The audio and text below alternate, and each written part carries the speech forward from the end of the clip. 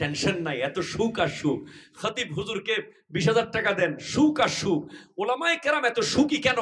কারণ ওলামায়ে কেরামের ঘরে ফজরের নামাজ নিশ্চিতভাবে হয়। ওলামায়ে কেরাম তাদের বিবি বাচ্চা সবাইকে কঠোরভাবে,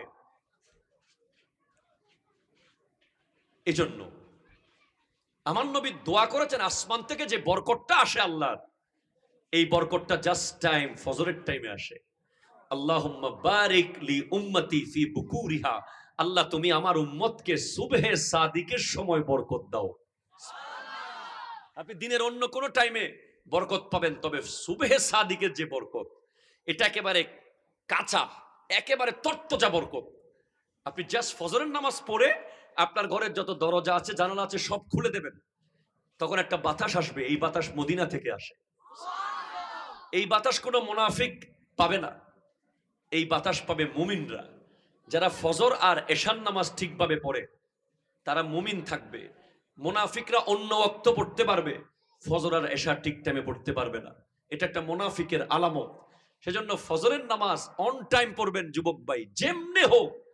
মনে রাখবেন, ফজরের নামাজ যখন আপনি পড়েছেন, দেখেন একটু ভাবেন, আমার নবী বলছেন ফজরের 2 রাকাত সুন্নাতের মূল্য জমিন থেকে আসমান পর্যন্ত যতটুকু জায়গা তত পরিমাণ সওয়াব। তাহলে এবার রোল নম্বর 2 এর মূল্য যদি এমন হয়, 1 এর মূল্য কি? 2 রাকাত ফরজের কি মূল্য হবে? আরো জোরে বলেন না রে ভাই। নামাজ পুল সিরাতের মোট 60টা পুল। কয়টা পুল? জোরে কর না, কয়টা? 60টা সিঁড়ি। কিতাবের নাম বুস্তানুল ওয়াইজিন, লেখকের নাম আল্লামা হযরতে গাউসে পাকের আমলের যে একজন বড় আলেম ইবনুল জৌজি, উনি লিখছেন পুলসিরাতে 60টা সিঁড়ি আছে। কয়টা সিঁড়ি? আপনি ডিরেক্ট মেইন পুলে ওঠার আগে 60টা সিঁড়ি উঠতে হবে আপনাকে, তারপর আপনি মেইন পুলে উঠবেন। 60টা সিঁড়ির মধ্যে প্রথম সিঁড়ি হচ্ছে নামাজের সিঁড়ি। আপনি প্রথম সিঁড়িতে যখন পা রাখবেন, আপনার গোটা জীবনের প্রতিটা ওয়াক্তের নামাজের হিসাব আপনাকে ওই সিঁড়িতে দাঁড়িয়ে দিতে হবে। যদি দিতে পারেন তাহলে সেকেন্ড সিঁড়িতে উঠতে পারবেন, যদি না পারেন ওখান থেকেই জাহান্নামে আপনাকে নিক্ষিপ্ত করা হবেই। একটা বিন্দু ছাড় নাই। আল্লাহ বলবে তোর অফিসের টাইমে 1 মিনিট মিস করস নাই কোনোদিন। যতই ব্যস্ততা থাকুক, বাপ মরে গেছে, তারপরেও তুই জাস্ট টাইম 8টায় অফিস কল গিয়ে ফিঙ্গার দিয়ে দিয়েছিস, আমি আল্লাহ তোকে ডেকেছিলাম। আমি আল্লাহ ফেরেশতাদেরকে লিখতে দিই নাই। ফেরেশতা ফজরে আসে নাই, আচ্ছা দাঁড়া একটু লেখো না, জোহরে হয়তো এসে যাবে। তুই জোহরে আসস নাই, আমি স্টপ রেখেছি, হয়তো আসরে আসবে। তুই আসরে আসস নাই, আমি স্টপ রেখেছি, হয়তো মাগরিবে আসবে। তুই মাগরিবে আসস নাই, আমি দয়া করে তোর সেই গুনাহ লিখতে দিই নাই, হয়তো এশায় চলে আসবে। তুই আসলি না, তুই আসতি নিজের জন্য আসতি। আমি আল্লাহ তো তোকে বলেছি তুই আমার জন্য 1 ইঞ্চি নাম, আমার জন্য একটু নাম, আমি তোর জন্য। আমার আল্লাহ, আমরা একটু গেলে আল্লাহ আরো দ্রুত আসে। যে ব্যক্তি আল্লাহর জন্য 1 ইঞ্চি যায়, আল্লাহ তার জন্য 1 হাত আসে। যে 1 হাত যায়, আল্লাহ তার জন্য 1 মাইল কাছে চলে আসে। আল্লাহ দ্রুত চলে আসে বান্দার কাছে। আল্লাহ কি চেয়েছে আমাদের কাছে? এত নেয়ামত দেওয়ার পরে, আহা, এই তো এই মাত্র দেখেন 3 ঘন্টা আগে যমুনা টেলিভিশনের একটা নিউজ, মাত্র 500 টাকার জন্য মাকে হত্যা করেছে। এইগুলো কেন হয় জানেন?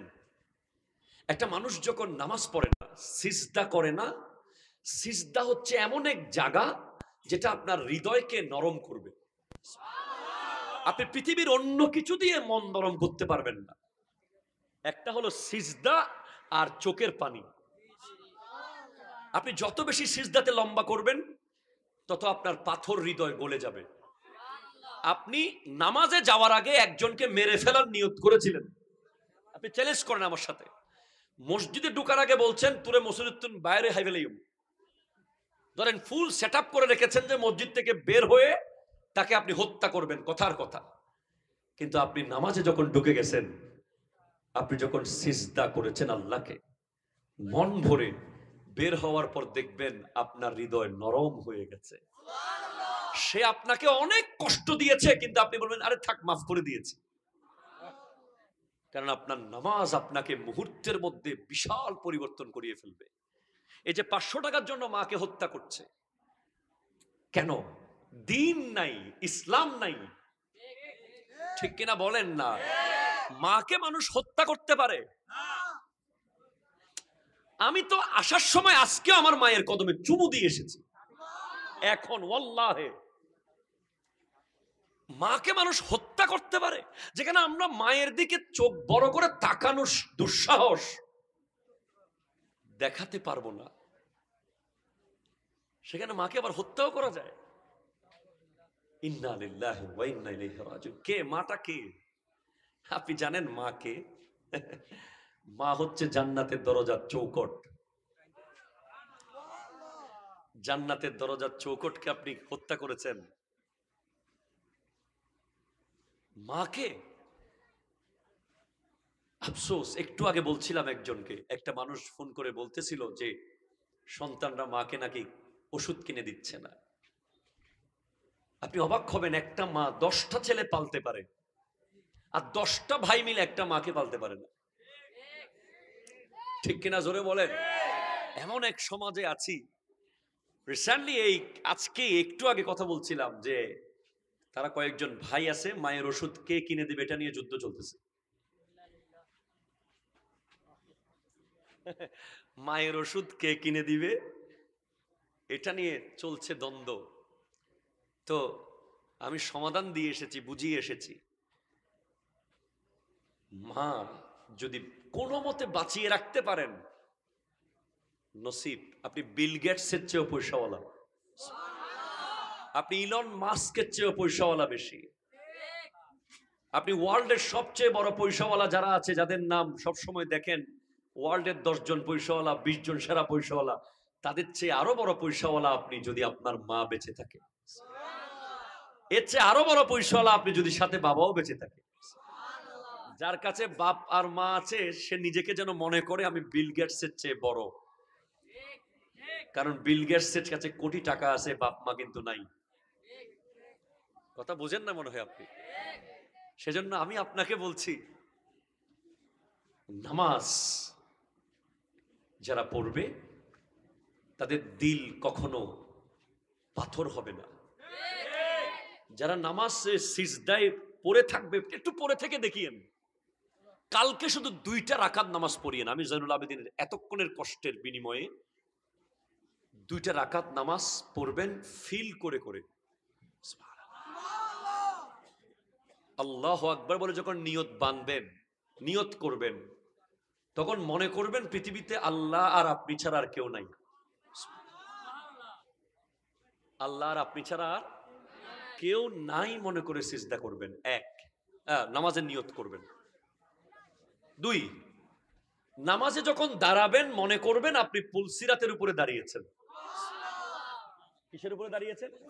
এটাকে জায়নামাজ অথবা আপনার মসজিদের টাইলস মনে করিয়েন না প্লিজ, আমার কথা শেষ।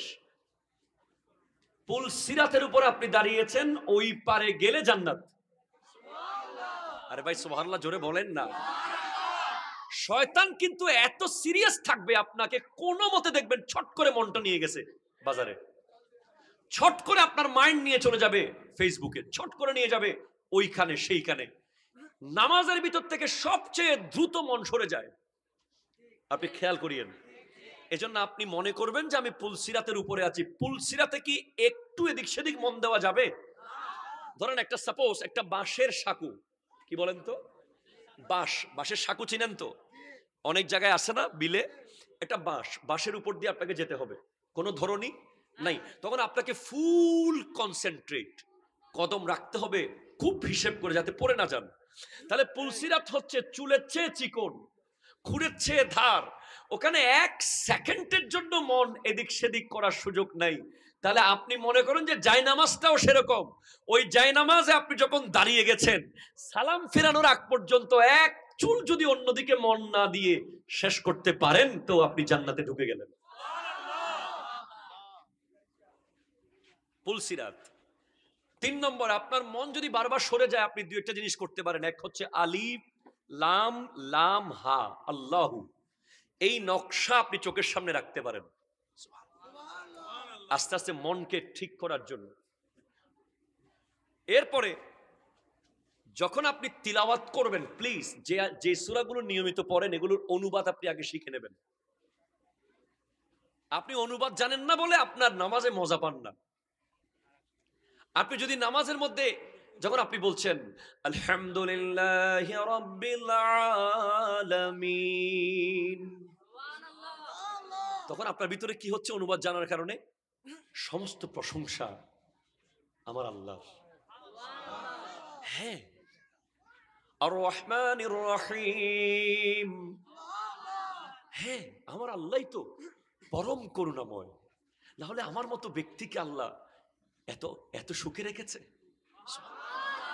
উনি তো দয়ালু, হ্যাঁ উনি হাসরের মাঠে আমাকে মাফ করবেন। মালিকি ইয়াউমিদ্দিন, আমার আল্লাহই তো বিচার দিবসের মালিক। ইয়াকা না'বুদু ওয়া ইয়াকা নাস্তাঈন, আল্লাহ আমি তোমার ইবাদত করি, তোমার কাছেই সাহায্য চাই। আল্লাহ তুমি আমাকে অন্য কারো কাছে নিও না। আল্লাহ, অনেক মানুষ জানে না ওয়া ইয়াকা নাস্তাঈন মানে কি, তাই তো সে এইদার সেইদার ওইদার ওইদার মুকাফেক কি হয়। যারা জানে তারা বলে তখন মনে মনে, হ্যাঁ আল্লাহ তোমার কাছে চাচ্ছি, অন্য কারো কাছে নিও না। ইহদিনাস সিরাতাল মুস্তাকিম, চালাও সে পথে যে পথে তোমার প্রিয়জন গেছে চলে। আমাদেরকে হেদায়েতের রাস্তা দেখাও। সুবহানাল্লাহ, জোরে বলেন না। সিরাতাল্লাযীনা আন'আমতা আলাইহিম, ওই পথ যে পথে তোমার নিয়ামত প্রাপ্ত বান্দারা গেছে। গায়রিল মাগদুবি আলাইহিম ওয়ালাদ-দাল্লিন।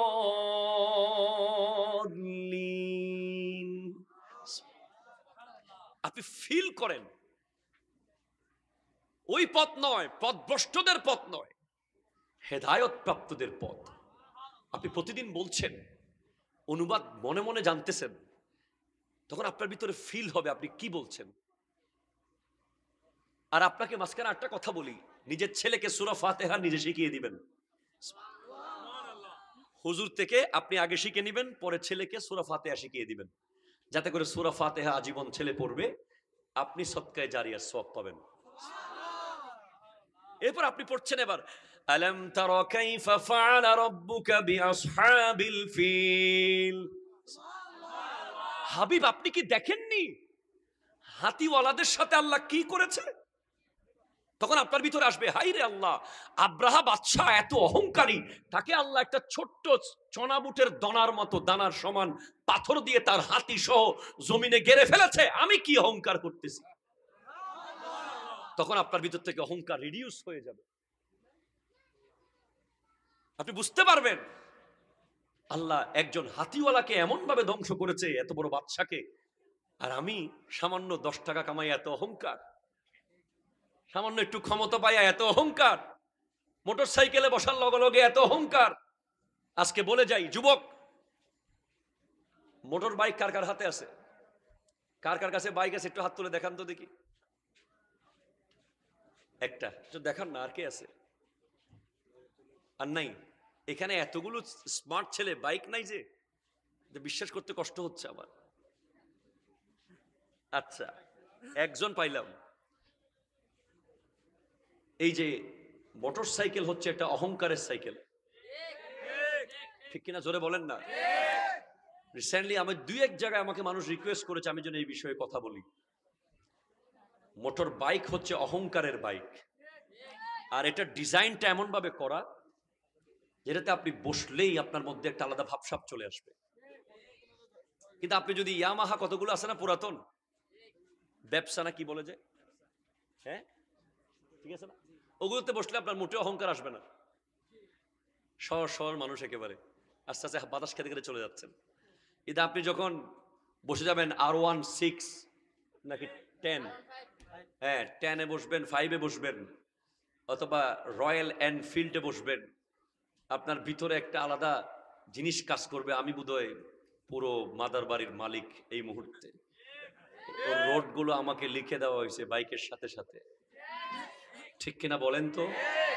আজকের এই মাহফিল থেকে একটা যুবক কি সাহস করে হাত তুলতে পারবে অপ্রয়োজনে 60-এর উপরে বাইকের স্পিড তুলবো না? একটা যুবক চাচ্ছি, একজন যুবক। একটু আমার কাছে আসেন, বুকের সাথে আসেন, এখানে আসেন। সারা দুনিয়ার আইডল আপনি, মারহাবা জোরে বলেন। কি নাম আপনার? Arif, Mohammad Arif. Looking so smart. চুলগুলো সামনে সোজা হয়ে যাবে ইনশাআল্লাহ, দাড়ির সাথে মাশাআল্লাহ। আমার ভাই ওয়াদা করেছে যে অপ্রয়োজনে, হ্যাঁ কোনো জরুরি রোগী, কোন একটা বিষয় পৌঁছাতে হচ্ছে দ্রুত। এখন আমরা বাইক 80-90 তুলি কখন, এই আর রেস দেখ না। একটা মানুষ গেছে আপনার সামনে দিয়ে, আপনাকেও এখন দেখাইতেই হবে রেস। এটার জন্য আপনাকে আল্লাহ বানাই নাই। আপনি রেস দেখালে তাহাজ্জুদে দেখান। কথা জোরে বলেন না ঠিক কিনা? আপনি রেস দেখালে ফজরের নামাজে এসে রেস দেখান। আপনার বন্ধুকে দেখিয়ে দেন, তুই তো ঘুমেছিলি বাট আমি ফজরের জামাতে পড়েছি বেটা।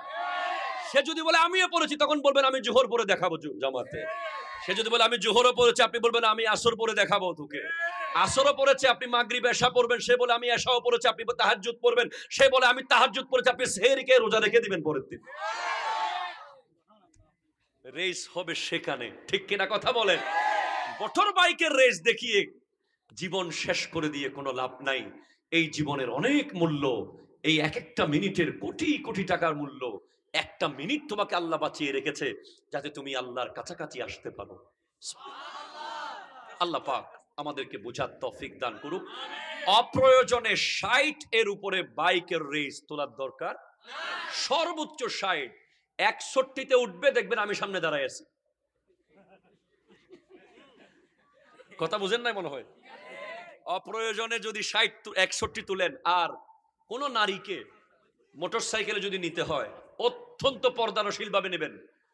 এজন্য কিয়ামতের মাঠে আপনাদেরকে যথেষ্ট শাস্তির আওতায় আসতে হবে। আপনি বাইকে একটা বেগানা নারীকে নিয়েছেন, তার চুল খোলা, সে বসেছে পুরুষের মতো, এটা নির্লজ্জতা বেহায়াপনা ছড়াতে ছড়াতে আপনি যাচ্ছেন। ঠিক কিনা কথা বলেন না?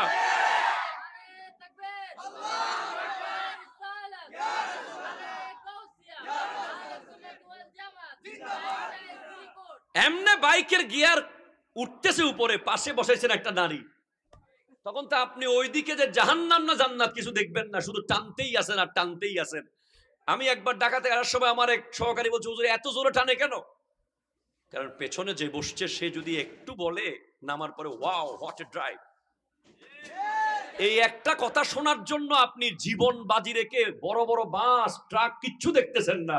আর আপনি আল্লাহর কিয়ামতের মাঠে আমার নবী যেন বলে, আল্লাহ এই তো আমার উম্মত, হ্যাঁ এটাই তো আমার উম্মত, মাদার বাড়ির যুবক।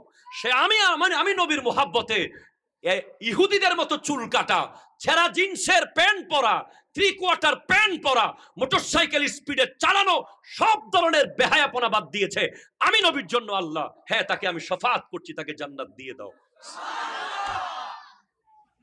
নবী কি বলবে সেটা দেখেন, গার্লফ্রেন্ড কি বলবে সেটা দেখার দরকার।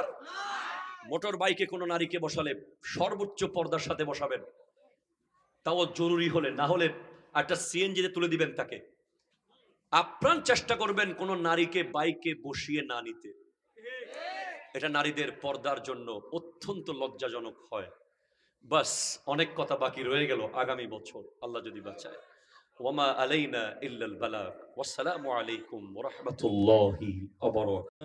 के वो जिसके लिए महफिल कौन सजी है, फिर दोस बरी जिसके वसीले से बनी है, वो हाशमी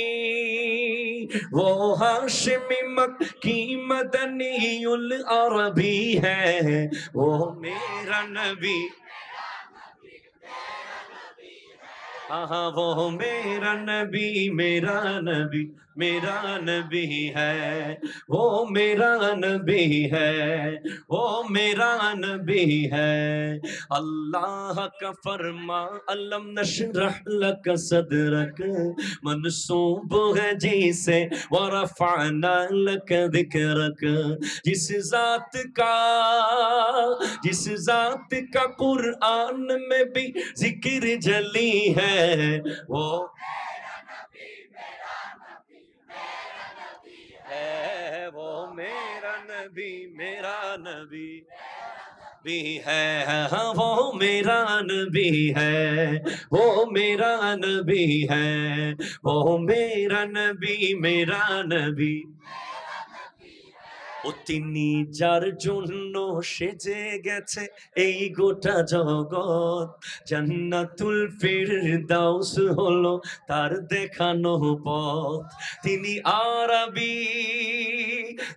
আরবি আর হাশমি আর মক্কি মাদানী, তিনি আমার নবী, আমার নবী, আমাদের নবী, তিনি আমার নবী, আমার নবী। Nabi, he is only one for whom the whole creation. Jannatul Firdaus is the path he has shown. He is Arabian, Hashemian, Makki Madani.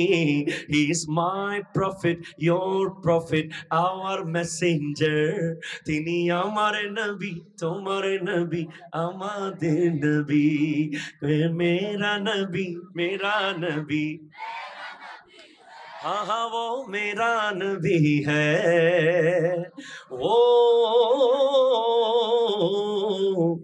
मेरा नबी है। টেনশন নাই, এত সুখ আর সুখ। খতিব হুজুরকে 20,000 টাকা দেন, সুখ আর সুখ। ওলামায়ে কেরাম এত সুখী কেন? কেন ওলামায়ে কেরামের ঘরে ফজরের নামাজ নিশ্চিতভাবে হয়। ওলামায়ে কেরাম তাদের বিবি বাচ্চা সবাইকে কঠোরভাবে, এজন্য আমার নবী দোয়া করেছেন আসমান থেকে যে বরকতটা আসে আল্লাহর, এই বরকতটা জাস্ট টাইম ফজরের টাইমে আসে। আল্লাহুম্মা বারিক লি উম্মতি ফি বুকুরিহা, আল্লাহ তুমি আমার উম্মতকে সুবহে সাদিকের সময় বরকত দাও। আপনি দিনের অন্য কোনো টাইমে বরকত পাবেন, তবে সুবহে সাদিকের যে বরকত, এটা একেবারে কাঁচা, একেবারে তরতাজা বরকত। আপনি জাস্ট ফজরের নামাজ পড়ে আপনার ঘরের যত দরজা আছে, জানালা আছে, সব খুলে দেবেন, তখন একটা বাতাস আসবে। এই বাতাস মদিনা থেকে আসে। এই বাতাস কোনো মুনাফিক পাবে না, এই বাতাস পাবে মুমিনরা। যারা ফজর আর এশার নামাজ ঠিকভাবে পড়ে তারা মুমিন থাকবে। মুনাফিকরা অন্য ওয়াক্ত পড়তে পারবে, ফজর আর এশার ঠিক টাইমে পড়তে পারবে না। এটা একটা মুনাফিকের আলামত। সেজন্য ফজরের নামাজ অন টাইম পড়বেন যুবক ভাই, যেমনে হোক। মনে রাখবেন, ফজরের নামাজ যখন আপনি পড়েছেন, দেখেন একটু ভাবেন, আমার নবী বলছেন ফজরের 2 রাকাত সুন্নাতের মূল্য জমিন থেকে আসমান পর্যন্ত যতটুকু জায়গা তত পরিমাণ সওয়াব। তাহলে এবার রোল নম্বর 2 এর মূল্য যদি এমন হয়, 1 এর মূল্য কি? 2 রাকাত ফরজের কি মূল্য হবে? আরো জোরে বলেন না রে ভাই। নামাজ পুলসিরাতের মোট 60টা পুল। কয়টা পুল? জোরে কর না, কয়টা?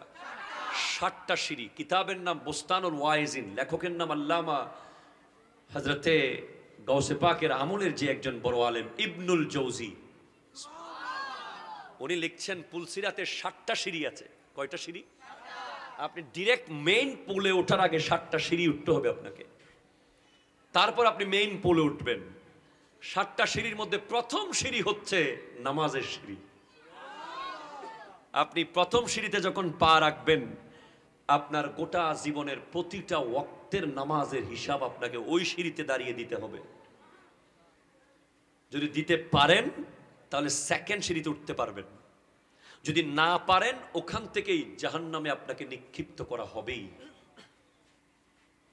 একটা বিন্দু ছাড় নাই।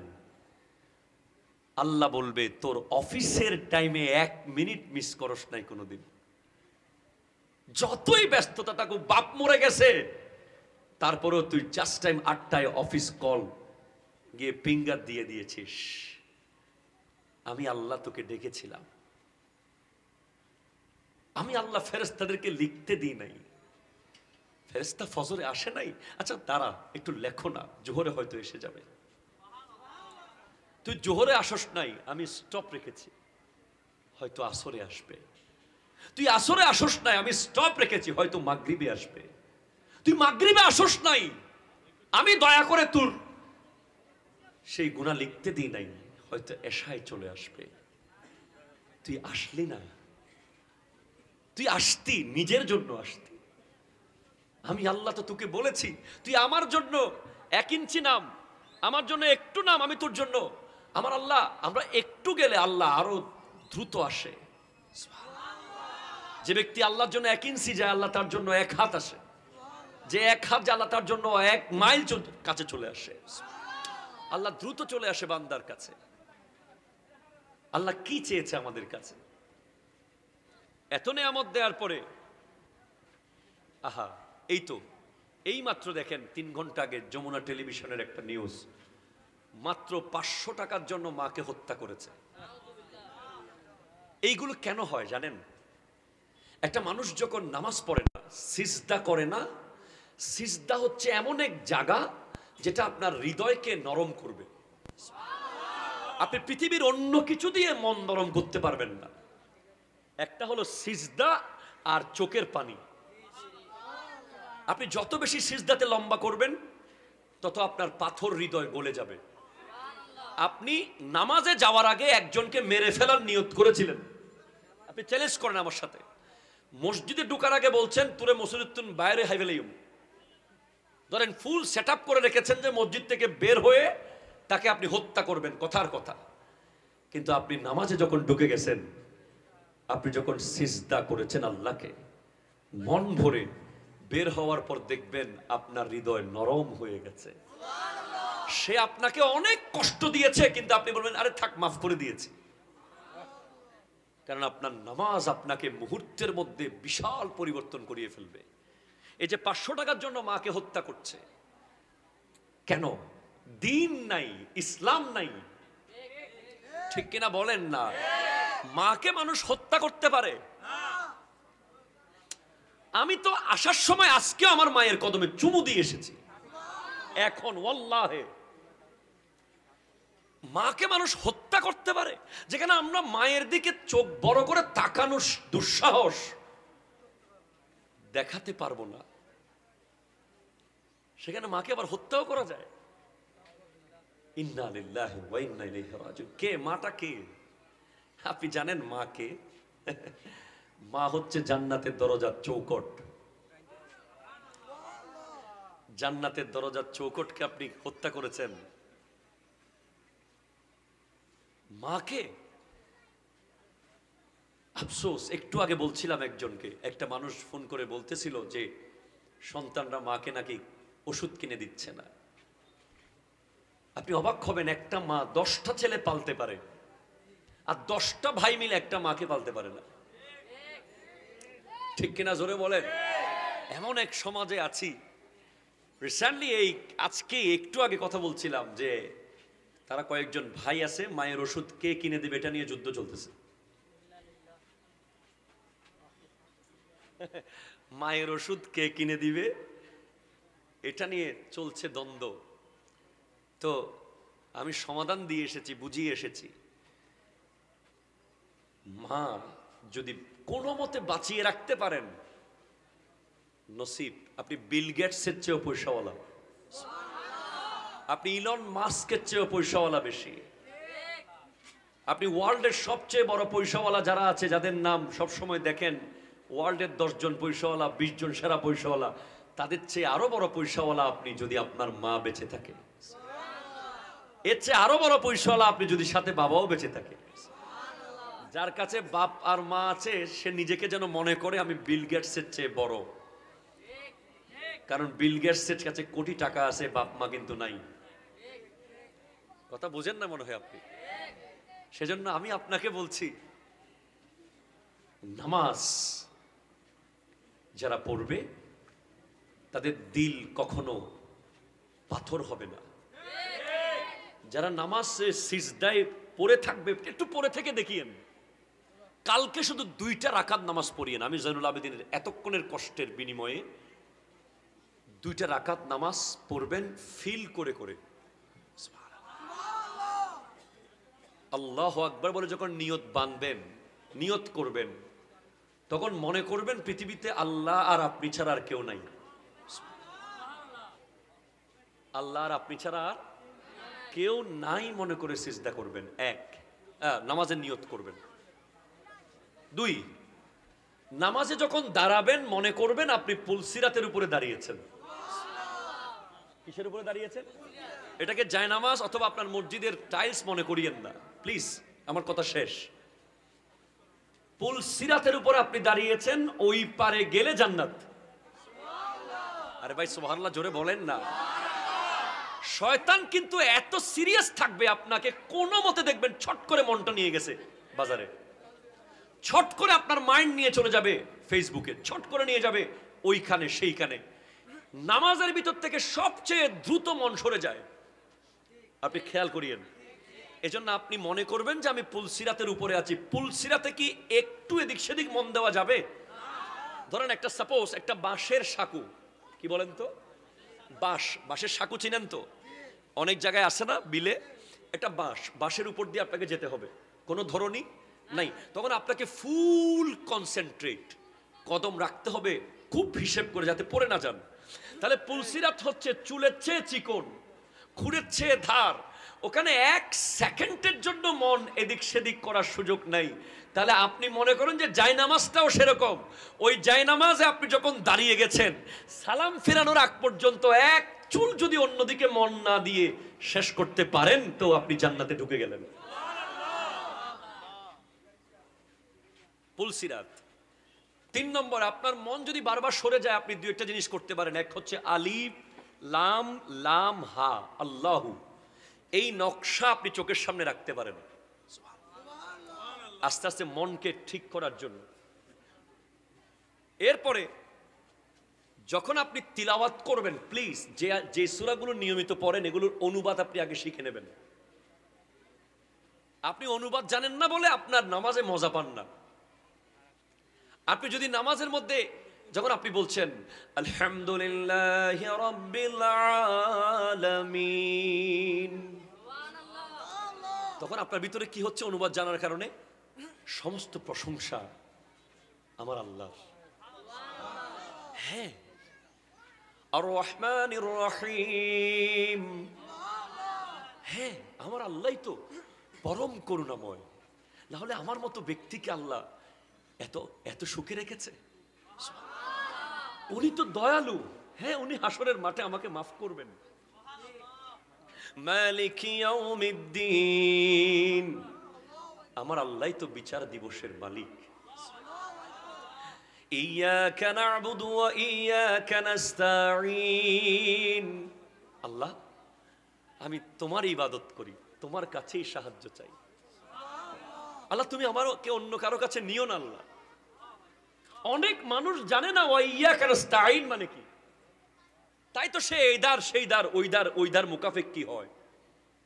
যারা জানে তারা বলে তখন মনে মনে, হ্যাঁ আল্লাহ তোমার কাছে চাচ্ছি, অন্য কারো কাছে নিও না। ইহদিনাস সিরাতাল মুস্তাকিম, চালাও সে পথে যে পথে তোমার প্রিয়জন গেছে চলি। আমাদেরকে হেদায়েতের রাস্তা দেখাও। সুবহানাল্লাহ জোরে বলেন না। সিরাতাল্লাযীনা আন'আমতা আলাইহিম, ওই পথ যে পথে তোমার নিয়ামত প্রাপ্ত বান্দারা গেছে। গায়রিল মাগদুবি আলাইহিম ওয়ালাদ-দাল্লিন।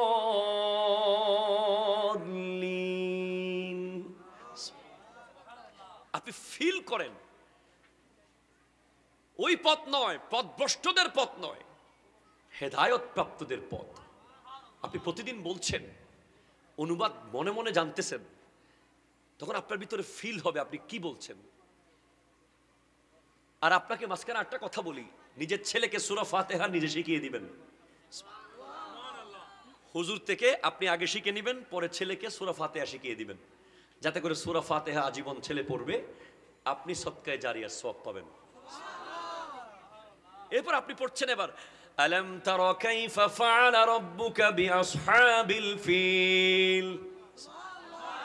হাবিব আপনি কি দেখেননি হাতিওয়ালাদের সাথে আল্লাহ কি করেছে? তখন আপনার ভিতরে আসবে, হাই রে আল্লাহ, আব্রাহা বাদশাহ এত অহংকারী, তাকে আল্লাহ একটা ছোট্ট চনাবুটের দানার মতো, দানার সমান পাথর দিয়ে তার হাতি সহ জমিনে গেড়ে ফেলেছে, আমি কি অহংকার করতেছি? তখন আপনার ভিতর থেকে অহংকার রিডিউস হয়ে যাবে। আপনি বুঝতে পারবেন আল্লাহ একজন হাতিওয়ালাকে এমন ভাবে ধ্বংস করেছে, এত বড় বাদশাকে, আর আমি সামান্য 10 টাকা কামাই এত অহংকার, সামান্য একটু ক্ষমতা পাইয়া এত অহংকার, মোটর সাইকেলে বসার লগে লগে এত অহংকার। আজকে বলে যাই যুবক, মোটর বাইক কার কার হাতে আছে? কার কার কাছে বাইক আছে? একটু হাত তুলে দেখান তো দেখি। একটা একটু দেখান না, আর কে আছে? আর নাই? এখানে এতগুলো স্মার্ট ছেলে, বাইক নাই যে বিশ্বাস করতে কষ্ট হচ্ছে আমার। আচ্ছা, একজন পাইলাম। এই যে মোটর সাইকেল হচ্ছে একটা অহংকারের সাইকেল, ঠিক কিনা? জোরে বলেন না। রিসেন্টলি আমি 2-1 জায়গায় আমাকে মানুষ রিকোয়েস্ট করেছে আমি যেন এই বিষয়ে কথা বলি। মোটর বাইক হচ্ছে অহংকারের বাইক, আর এটা ডিজাইনটা এমন ভাবে করা যেটাতে আপনি বসলেই আপনার মধ্যে একটা আলাদা ভাবসাব চলে আসবে। কিন্তু আপনি যদি ইয়ামাহা কতগুলো আছে না পুরাতন, ব্যবসা না কি বলে যে, হ্যাঁ ঠিক আছে না, ওগুলোতে বসলে আপনার মোটেও অহংকার আসবে না। শহর মানুষ একেবারে আস্তে আস্তে বাতাস খেতে খেতে চলে যাচ্ছেন। কিন্তু আপনি যখন বসে যাবেন R16 নাকি 10, হ্যাঁ 10-এ বসবেন, 5-এ বসবেন, অথবা রয়্যাল এনফিল্ডে বসবেন, আপনার ভিতরে একটা আলাদা জিনিস কাজ করবে। আমি বোধহয় পুরো মাদার বাড়ির মালিক এই মুহূর্তে। ওর রোডগুলো আমাকে লিখে দেওয়া হয়েছে বাইকের সাথে সাথে, ঠিক কিনা বলেন তো? আজকের এই মাহফিল থেকে একটা যুবক কি সাহস করে হাত তুলতে পারবে অপ্রয়োজনে 60-এর উপরে বাইকের স্পিড তুলবো না? একটা যুবক চাচ্ছি, একজন যুবক। একটু আমার কাছে আসেন, বুকের সাথে আসেন, এখানে আসেন। সারা দুনিয়ার আইডল আপনি, মারহাবা জোরে বলেন। কি নাম আপনার? Arif, Mohammad Arif. Looking so smart, চুলগুলো সামনে সোজা হয়ে যাবে ইনশাআল্লাহ, দাড়ির সাথে মাশাআল্লাহ। আমার ভাই ওয়াদা করেছে যে অপ্রয়োজনে, হ্যাঁ কোনো জরুরি রুগী, কোন একটা বিষয় পৌঁছাতে হচ্ছে দ্রুত, এখন আমরা বাইক 80-90 তুলি, কখন এই আর রেস দেহ না, একটা মানুষ গেছে আপনার সামনে দিয়ে, আপনাকেও এখন দেখাইতেই হবে রেস। এটার জন্য আপনাকে আল্লাহ বানাই নাই। আপনি রেস দেখালে তাহাজ্জুদে দেখান, কথা জোরে বলেন না ঠিক কিনা? আপনি রেস দেখালে ফজরের নামাজে এসে রেস দেখান। আপনার বন্ধুকে দেখিয়ে দেন, তুই তো ঘুমেছিলি বেটা, আমি ফজরের জামাতে পড়েছি বেটা। সে যদি বলে আমিও পড়েছি, তখন বলবেন আমি জোহর পরে দেখাবো জামাতে। সে যদি বলে আমি জোহরও পড়েছি, আপনি বলবেন আমি আসর পরে দেখাবো তোকে। আসরও পড়েছে, আপনি মাগরিব এশা পড়বেন। সে বলে আমি এশাও পড়েছি, আপনি তাহাজ্জুদ পড়বেন। সে বলে আমি তাহাজ্জুদ পড়েছি, আপনি সেহরিকে রোজা রেখে দিবেন পরের দিন। রেস হবে সেখানে, ঠিক কিনা কথা বলেন? মোটর বাইকের রেস দেখিয়ে জীবন শেষ করে দিয়ে কোনো লাভ নাই। এই জীবনের অনেক মূল্য, এই এক একটা মিনিটের কোটি কোটি টাকার মূল্য। একটা মিনিট তোমাকে আল্লাহ বাঁচিয়ে রেখেছে যাতে তুমি আল্লাহর কাছাকাছি আসতে পারো। আল্লাহ পাক আমাদেরকে বোঝার তৌফিক দান করুক। অপ্রয়োজনে 60-এর উপরে বাইকের রেস তোলার দরকার। সর্বোচ্চ 60, 61-তে উঠবে, দেখবেন আমি সামনে দাঁড়ায় আছি। কথা বুঝেন নাই মনে হয়? অপ্রয়োজনে যদি 60-61 তুলেন, আর কোন নারীকে মোটর সাইকেলে যদি নিতে হয় অত্যন্ত পর্দানশীল ভাবে নেবেন। এজন্য কিয়ামতের মাঠে আপনাদেরকে যথেষ্ট শাস্তির আওতায় আসতে হবে। আপনি বাইকে একটা বেগানা নারীকে নিয়েছেন, তার চুল খোলা, সে বসেছে পুরুষের মতো, এটা নির্লজ্জতা, বেহায়াপনা ছড়াতে ছড়াতে আপনি যাচ্ছেন, ঠিক কিনা কথা বলেন না?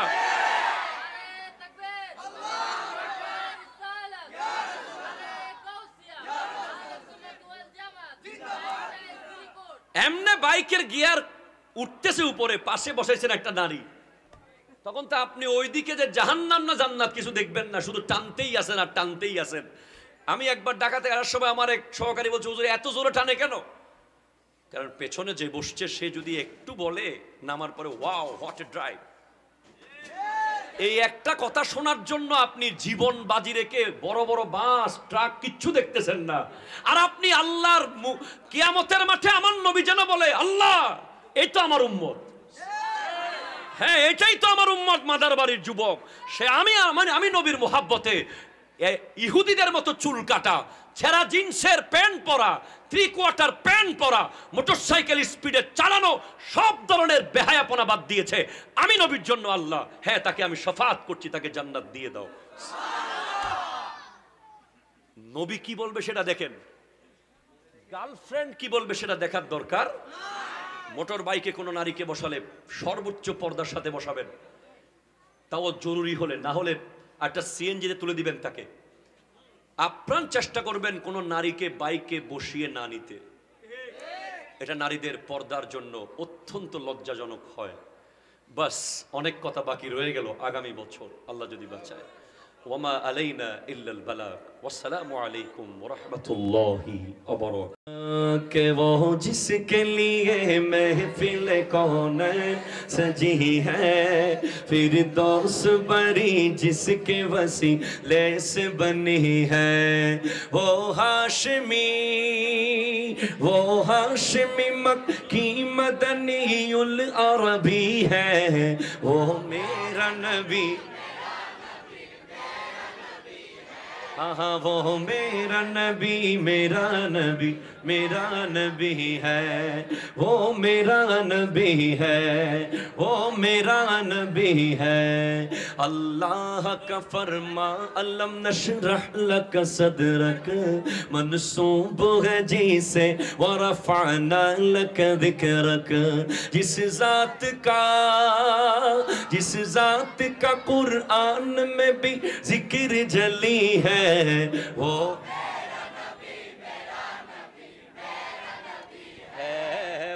मेरा नबी भी है, हाँ वो मेरा नबी है, वो मेरा नबी है, वो मेरा नबी मेरा नबी।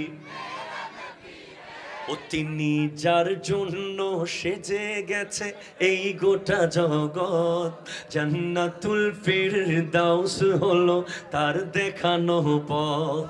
তিনি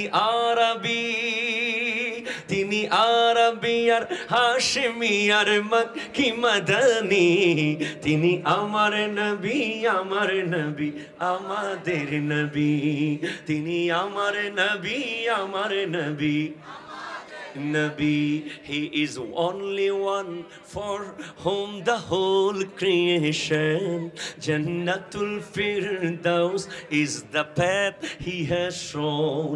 He is Arabian, Hashemian, Makki Madani. He is my prophet, your prophet, our messenger. Tini amar nabi, tomar nabi, amader nabi, mera nabi मेरा नबी, हाँ हाँ वो मेरा नबी है, वो मेरा नबी है। আসসালামু আলাইকুম ওয়া রাহমাতুল্লাহি ওয়া বারাকাতুহু। টেনশন নাই, এত সুখ আর সুখ। খতিব হুজুরকে 20,000 টাকা দেন, সুখ আর সুখ। ওলামায়ে কেরাম এত সুখী কেন? কারণ ওলামায়ে কেরামের ঘরে ফজরের নামাজ নিশ্চিতভাবে হয়। ওলামায়ে কেরাম তাদের বিবি বাচ্চা সবাইকে কঠোরভাবে, এজন্য আমার নবী দোয়া করেছেন আসমান থেকে যে বরকতটা আসে আল্লাহর, এই বরকতটা জাস্ট টাইম ফজরের টাইমে আসে।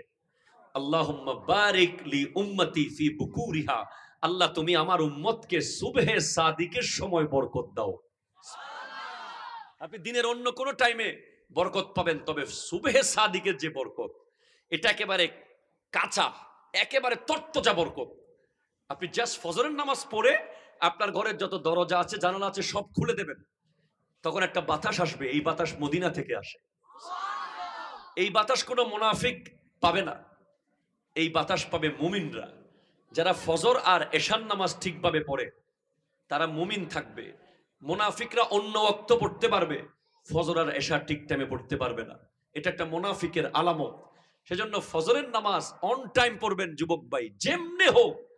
মনে রাখবেন, ফজরের নামাজ যখন আপনি পড়েছেন, দেখেন একটু ভাবেন, আমার নবী বলছেন ফজরের 2 রাকাত সুন্নাতের মূল্য জমিন থেকে আসমান পর্যন্ত যতটুকু জায়গা তত পরিমাণ সওয়াব। তাহলে এবার রোল নম্বর 2 এর মূল্য যদি এমন হয়, 1 এর মূল্য কি? 2 রাকাত ফরজের কি মূল্য হবে? আরো জোরে বলেন না রে ভাই। নামাজ পুল সিরাতের মোট 60টা পুল। কয়টা পুল? জোরে কর না, কয়টা? 60টা সিঁড়ি। কিতাবের নাম বুস্তানুল ওয়াইজিন, লেখকের নাম আল্লামা হযরতে গাউসে পাকের আমলের যে একজন বড় আলেম ইবনুল জৌজি, উনি লিখছেন পুলসিরাতে 60টা সিঁড়ি আছে। কয়টা সিঁড়ি? আপনি ডিরেক্ট মেইন পুলে ওঠার আগে 60টা সিঁড়ি উঠতে হবে আপনাকে, তারপর আপনি মেইন পুলে উঠবেন। 60টা সিঁড়ির মধ্যে প্রথম সিঁড়ি হচ্ছে নামাজের সিঁড়ি। আপনি প্রথম সিঁড়িতে যখন পা রাখবেন, আপনার গোটা জীবনের প্রতিটা ওয়াক্তের নামাজের হিসাব আপনাকে ওই সিঁড়িতে দাঁড়িয়ে দিতে হবে। যদি দিতে পারেন তাহলে সেকেন্ড সিঁড়িতে উঠতে পারবেন, যদি না পারেন ওখান থেকেই জাহান্নামে আপনাকে নিক্ষিপ্ত করা হবেই। একটা বিন্দু ছাড় নাই। আল্লাহ বলবে তোর অফিসের টাইমে 1 মিনিট মিস করস নাই কোনোদিন।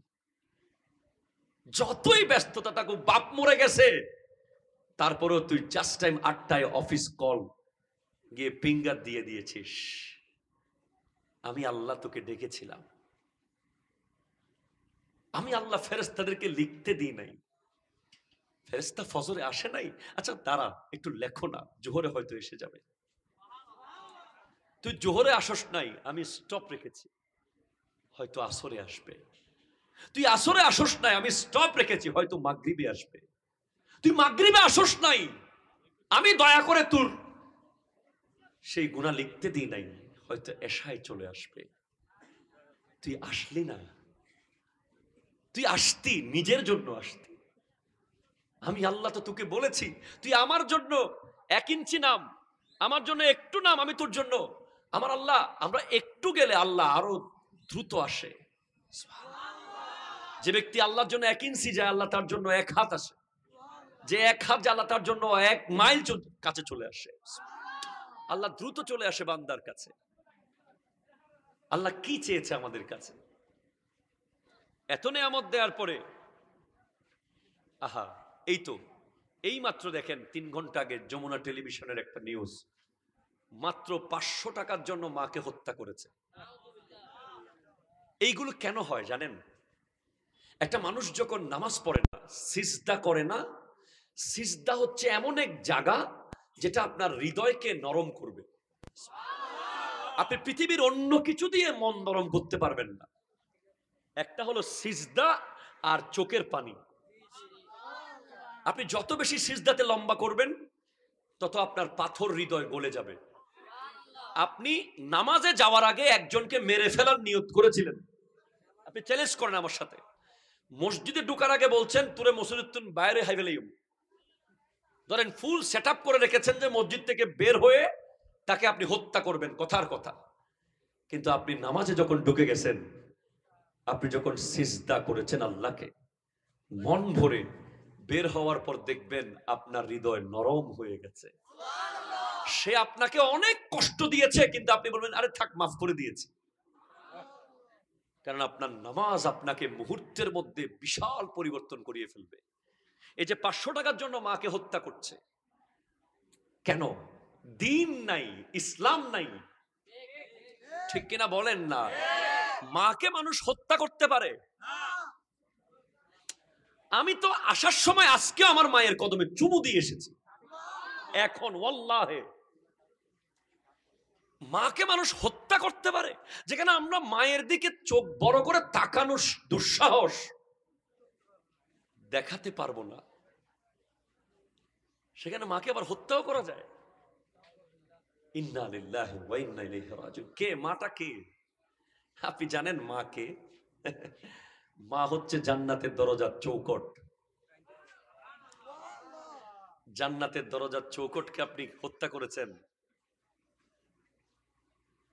মাকে আফসোস, একটু আগে বলছিলাম একজনকে, একটা মানুষ ফোন করে বলতেছিল যে সন্তানরা মাকে নাকি ওষুধ কিনে দিচ্ছে না। আপনি অবাক হবেন, একটা মা 10টা ছেলে পালতে পারে, আর 10টা ভাই মিলে একটা মাকে পালতে পারে না। ঠিক কিনা জোরে বলেন? এমন এক সমাজে আছি। রিসেন্টলি আজকে একটু আগে কথা বলছিলাম যে তারা কয়েকজন ভাই আছে, মায়ের ওষুধ কে কিনে দিবে এটা নিয়ে যুদ্ধ চলতেছে। মায়ের ওষুধ কে কিনে দিবে এটা নিয়ে চলছে দ্বন্দ্ব। তো আমি সমাধান দিয়ে এসেছি, বুঝিয়ে এসেছি, মা যদি কোনো মতে বাঁচিয়ে রাখতে পারেন নসিব। আপনি বিল গেটসের চেয়েও পয়সাওয়ালা, আপনি ইলন মাস্কের চেয়েও পয়সাওয়ালা বেশি, আপনি ওয়ার্ল্ডের সবচেয়ে বড় পয়সাওয়ালা যারা আছে, যাদের নাম সবসময় দেখেন ওয়ার্ল্ডের 10 জন পয়সাওয়ালা, 20 জন সেরা পয়সাওয়ালা, তাদের চেয়ে আরো বড় পয়সাওয়ালা আপনি যদি আপনার মা বেঁচে থাকে। এর চেয়ে আরো বড় পয়সাওয়ালা আপনি যদি সাথে বাবাও বেঁচে থাকে। যার কাছে বাপ আর মা আছে সে নিজেকে যেন মনে করে আমি বিল গেটসের চেয়ে বড়, কারণ বিল গেটসের কাছে কোটি টাকা আছে, বাপ মা কিন্তু নাই। কথা বুঝেন না মনে হয় আপনি? সেজন্য আমি আপনাকে বলছি, নামাজ যারা পড়বে তাদের দিল কখনো পাথর হবে না। যারা নামাজ সিজদায় পড়ে থাকবে, একটু পড়ে থেকে দেখিয়েন, কালকে শুধু 2টা রাকাত নামাজ পড়িয়েন। আমি জয়নুল আবেদিনের এতক্ষণের কষ্টের বিনিময়ে 2টা রাকাত নামাজ পড়বেন ফিল করে করে। আল্লাহু আকবার বলে যখন নিয়ত বাঁধবেন, নিয়ত করবেন, তখন মনে করবেন পৃথিবীতে আল্লাহ আর আপনি ছাড়া আর কেউ নাই। আল্লাহ আর আপনি ছাড়া আর কেউ নাই মনে করে সিজদা করবেন। নামাজের নিয়ত করবেন। 2, নামাজে যখন দাঁড়াবেন মনে করবেন আপনি পুলসিরাতের উপরে দাঁড়িয়েছেন। কিসের উপরে দাঁড়িয়েছেন? এটাকে জায়নামাজ অথবা আপনার মসজিদের টাইলস মনে করিয়েন না প্লিজ, আমার কথা শেষ। পুলসিরাতের উপরে আপনি দাঁড়িয়েছেন, ওই পারে গেলে জান্নাত। আরে ভাই সুবহানাল্লাহ জোরে বলেন না। শয়তান কিন্তু এত সিরিয়াস থাকবে, আপনাকে কোনো মতে দেখবেন ছট করে মনটা নিয়ে গেছে বাজারে, ছট করে আপনার মাইন্ড নিয়ে চলে যাবে ফেসবুকে, ছট করে নিয়ে যাবে ওইখানে সেইখানে।